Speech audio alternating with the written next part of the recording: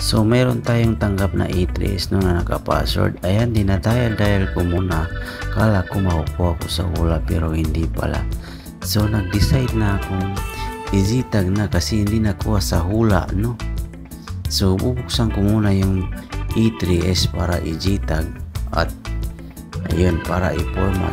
Sa mga customer na mayroong E3S na naka-password ay naku, maghanda na kayo ng medyo malaki na pera kasi mahal talaga ang patanggal ng password ng E3S mga boss, no?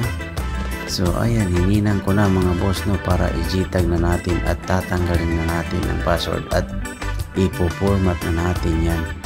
So ayan, na pino-format ko na po mga boss, no.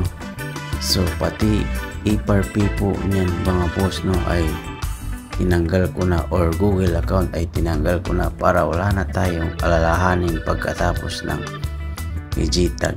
Tapos tatanggalin ko na yung panghinang para ikabit ko na ulit sa frame niya at isi-set up na natin pagkatapos ng format natin. Ayan na po, no, na format na po ang unit.